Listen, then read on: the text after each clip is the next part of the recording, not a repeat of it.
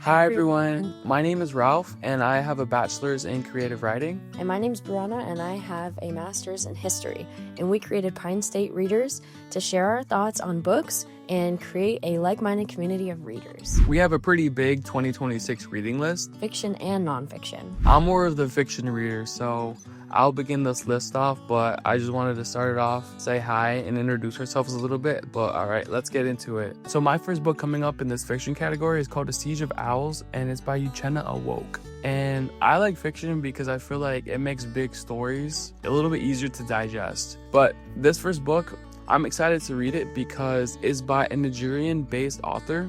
And I think it seems interesting because some of the topics he talks about in here, there's child marriage, there's social upheaval, and there's also poverty. I think those are important topics to address and to talk about. So this book also talks about folk magic and walks us through the mind of a boy named Ikwi. Please don't beat me up. I don't really know how that's supposed to be pronounced, but I'm doing my best. And he resents his own 12-year-old sister because she is offered the hand in marriage to an adult man. They are from the poverty-stricken area. Because of this resentment from his sister, he is encouraged to go on a journey that kind of uses folk magic as a way to kind of guide him. So he touches a forbidden leaf. Whenever touched, you get visions of astral planes. What these astral planes do, I don't know, but I feel like that's the interesting part of the book. I feel like the astral planes is in a way to kind of talk about their culture. Since it's a Nigerian author, we don't know what Ekwe is gonna meet. Maybe he will meet some of his past ancestors that will help guide him for what's going on now. So I know this author, in the review that I read, it kind of splices together humor, kind of makes it lighthearted, but also can talk about serious topics at the same time. So I'm gonna keep a lookout for this book as it will come out beginning of next year. But again, it's called A Siege of Owls by Uchenna Awoke. So my second book is called The Last of Earth by Deepa Anapara. So this book I think is going to be interesting because I particularly like historical fiction. It's kind of like a spy movie type thing.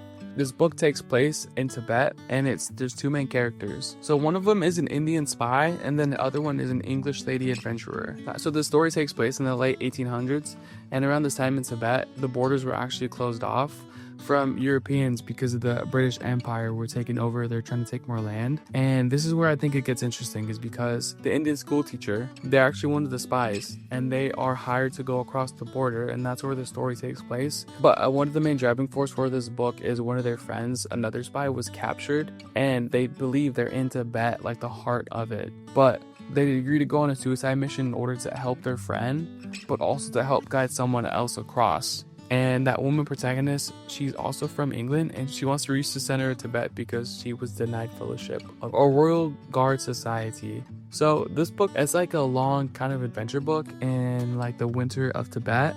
And I think what's interesting about it is that there's a lot of opposition. So it's more than just the weather. We have animals, guards, we have the whole spy act, James Bond type thing. I've never read a spy mission book, espionage rescue type book before.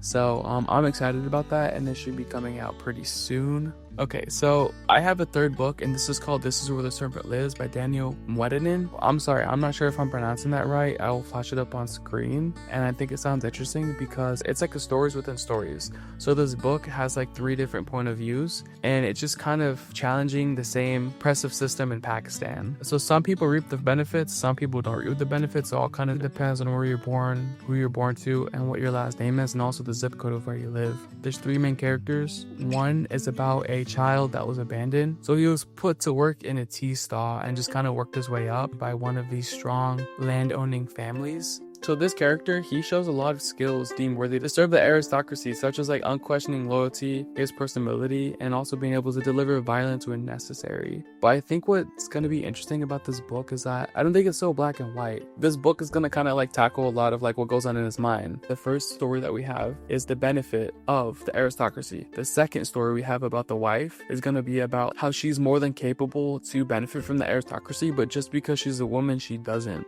And the third is how people get treated whenever the full force of the aristocracy comes down on you. So keep an eye out for this book. It should be coming out next year also. Okay, so this next book is called Hip Hop is History. I'm super excited for this book because it is written by Questlove, and he is a really big influential person for rap music in general. He is from The Roots, and that's like a big rap hip-hop duo. He is like a pioneer of the rap music. He was around in the 90s, and he added a lot to like the hip-hop movement. This book actually goes back to like the beginning of hip-hop and how it emerged in the 1970s, because it was never really intended to be such a cultural force, and it's from the perspective of Questlove. He's a big fan of it, and then also he's one of the pioneers for the genre as a whole. It's like a perspective we don't like normally hear about. I like listening to rap music because I feel like it's inspirational and powerful because of the songs, the beats, the stories behind it. I feel like it's super impactful to me as a little kid listening to that. It makes me feel like understood. It's such a powerful way to release your emotion and just kind of talk about the issues that are going on right now. Even though it's a nonfiction book, I'm really excited to read it, even though I don't read a lot of nonfictions. Okay, so my last book is called Ghost Eye by Amitav Ghost, and it just has like ideas and themes of reincarnation, moral dilemmas intertwined with ideas of family and fate.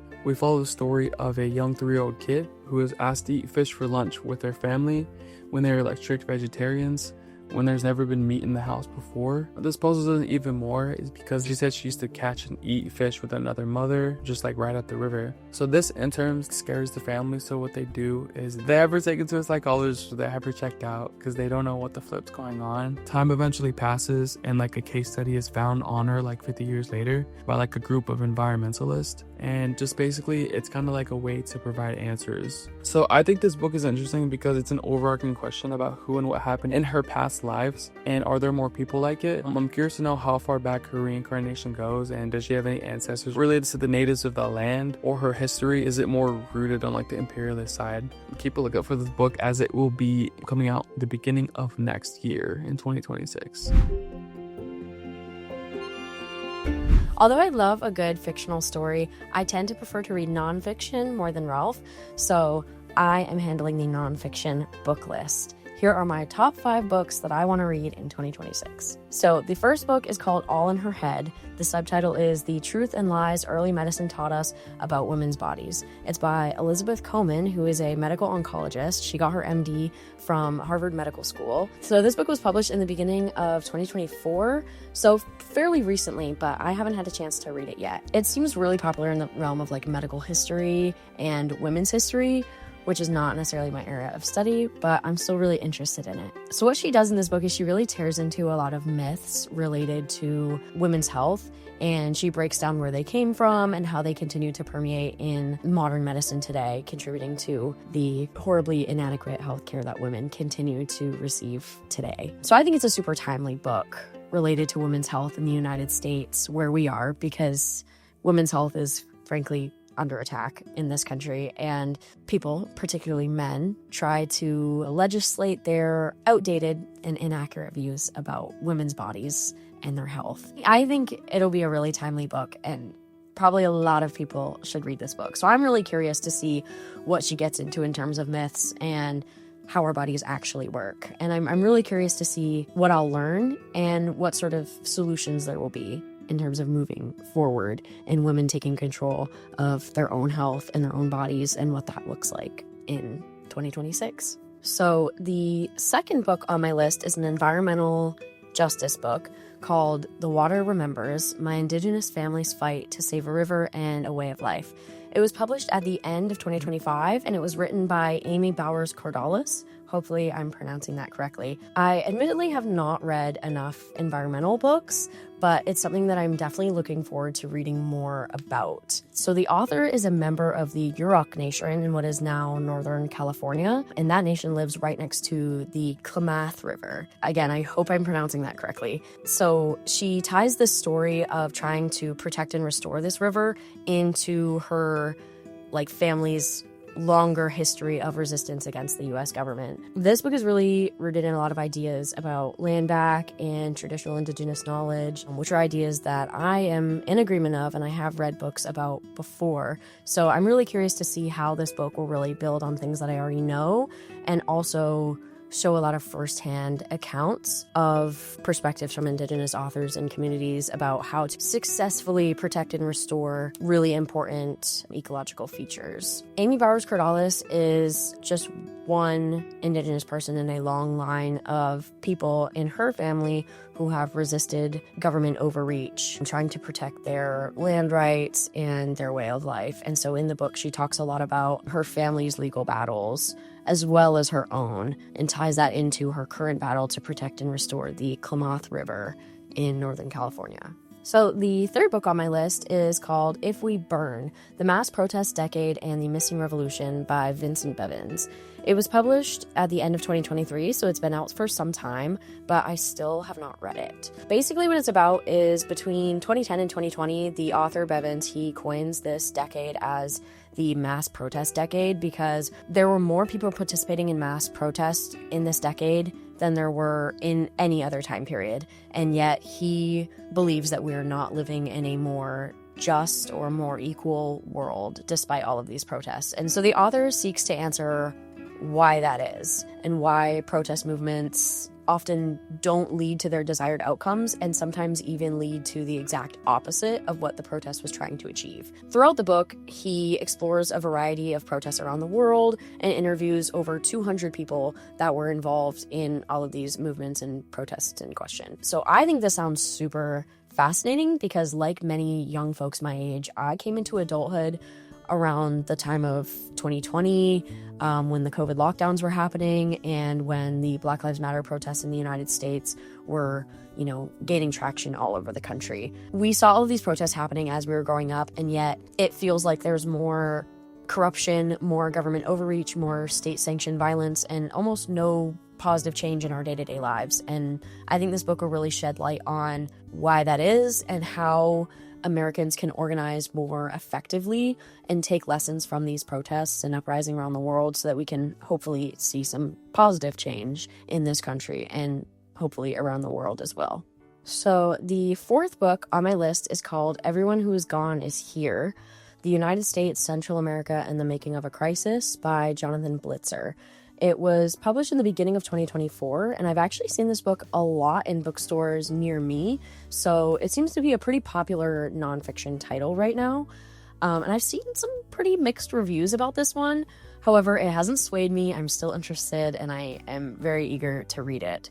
So the story centers around the lives of a few people that were forced to flee their countries while weaving in larger stories of political corruption and misguided policy that has all contributed to the current humanitarian crisis on the southern border of the United States. This is, of course, a super pertinent topic as the anti-immigration sentiment is growing all across the world, especially the United States, where the Trump administration is taking a super violent approach to immigration, which is just causing a lot of chaos and division in the country. And I think many Americans probably are not familiar with the causes of immigration, particularly the role that the United States has played in creating these circumstances that require immigration in the first place. I think a lot of Americans are also not familiar with the process of what it takes to become a documented immigrant and what it takes to become a citizen. So I think this book could be really helpful in answering a lot of these questions and looking back at history to see the events that have led up to this today. So I think it'll be a super interesting book. I'm really excited to see what I learn from it, despite some of the mixed reviews I've seen.